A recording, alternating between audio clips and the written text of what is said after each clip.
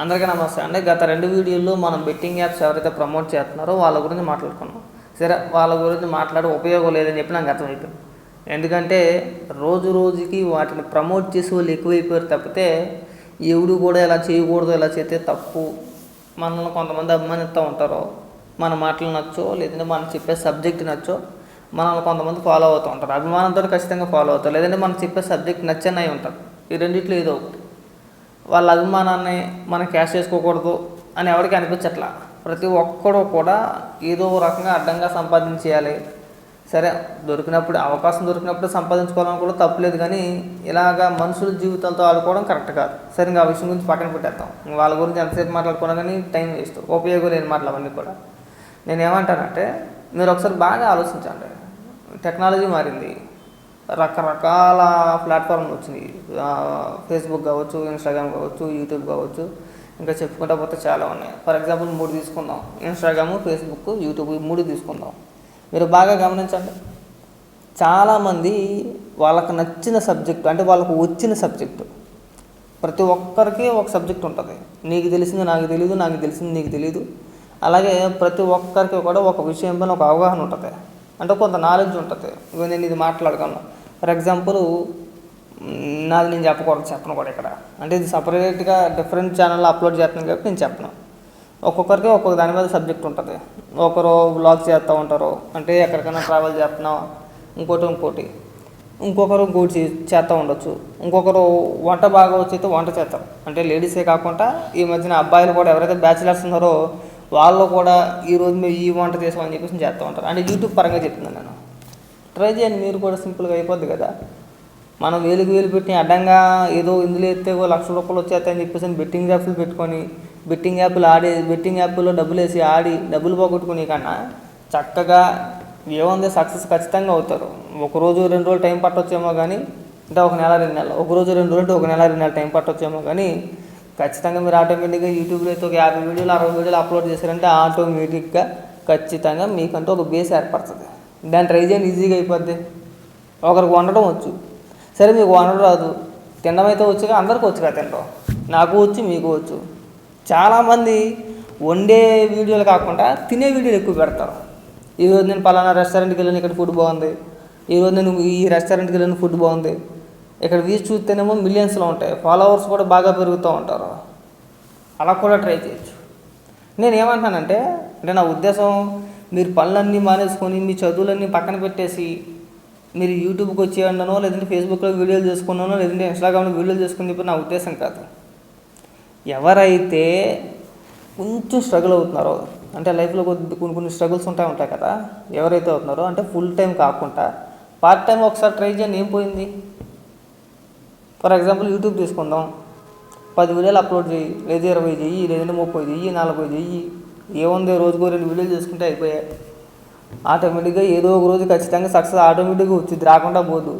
నిశానిగాలు చేస్తున్నారంటే నాలంటూ, నేను పెద్దగా చదువుకోలేదు కాబట్టి నేను నిశానిగాలు అన్నా, నన్ను ఉద్దేశించి. ఎవరినో ఉద్దేశించి నేను అనట్లా. ఈ బెట్టింగ్ యాప్స్ గట్టి అన్నింటినీ పక్కన పెట్టేసి చక్కగా వాళ్ళు చేస్తున్నారు, వాళ్ళు చేస్తే మనం ఎందుకు చేయలేం, మనం కూడా చేస్తే అయిపోద్ది కదా. ఏముంది, ట్రై చేస్తే పోయే కదా. చేతిలో ఫోన్ ఉంటుంది, పెద్దగా ఎక్విప్మెంట్ ఏం అవసరం. ఒక్క ఫోన్ చాలు మనకి, మన చేతిలో మొబైల్ చాలు, ఏం అవసరం లేదు. ఏముంది, సెల్ఫీ వీడియో రికార్డ్ చేసుకోవడం దానికి, అంతేనా? లేదు, మనం ఏదైనా ప్రాంతాన్ని తీయాలనుకుంటున్నాం, లేదంటే మనం దాని గురించి చెప్పాలనుకుంటున్నాం అంటే రికార్డ్ చేస్తాం, ఏముంది. మీరు అలా కూడా ట్రై చేయొచ్చు. కాకపోతే ఏంటంటే, ఈ బెట్టింగ్ యాప్స్ జోలికి మాత్రం అలమాకండి.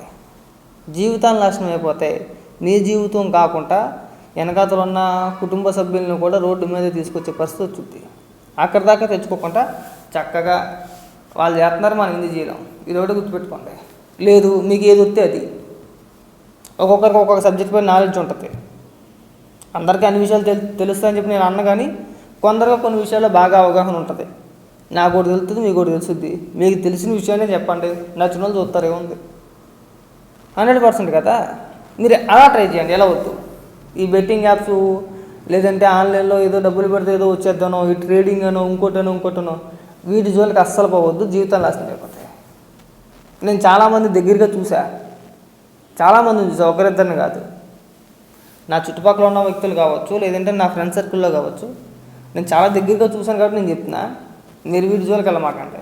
ఈ బెట్టింగ్ యాప్లు ఏవైతే ఉన్నాయో చాలా ప్రమాదకరం. వాటి జోలికి వెళ్ళామంటే మనం మట్టి అయిపోతాం. అవసరం అయితే ఇక మనం ఖాళీగా ఉన్నాం ప్రస్తుతానికి, సరే మనకు ఒక లైఫ్లో సెటిల్ అయితే ఇంకో కొంత టైం పట్టొచ్చేమో, ప్రస్తుతానికి అవకాశాలు ఏమి లేవేమో.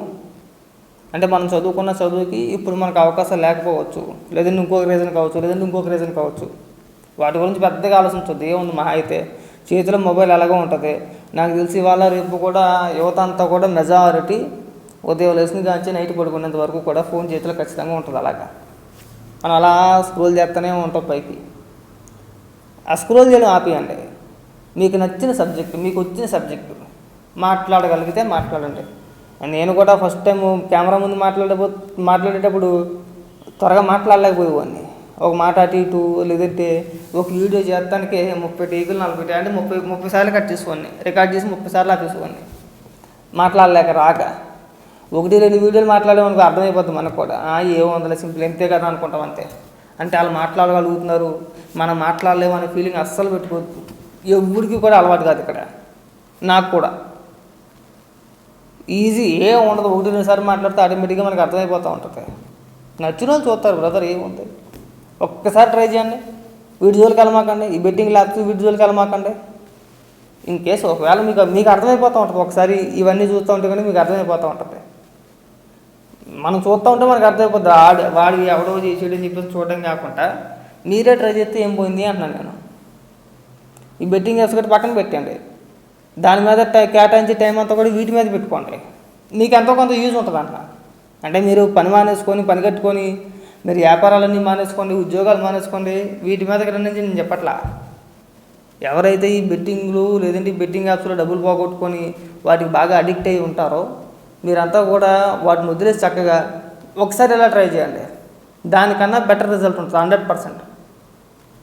సరే కొద్ది టైం పట్టొచ్చేమో సక్సెస్ అవ్వడానికి, కానీ ఖచ్చితంగా బెటర్ రిజల్ట్ అయితే ఉంటుంది. దయచేసి నేను చెప్పేది ఏంటంటే బెట్టింగ్ యాప్స్ జోలికి వెళ్ళమాకండి. బెట్టింగ్స్ కానీ, ట్రేడింగ్ కానీ, ఇంకా ఆన్లైన్లో రకరకాల మోసాలు జరుగుతూ ఉంటాయి. వాటి జోలికి కానీ అస్సలు వెళ్ళొద్దు. జీవితాన్ని నాశనం అయిపోతే దయచేసి అర్థం చేసుకోండి.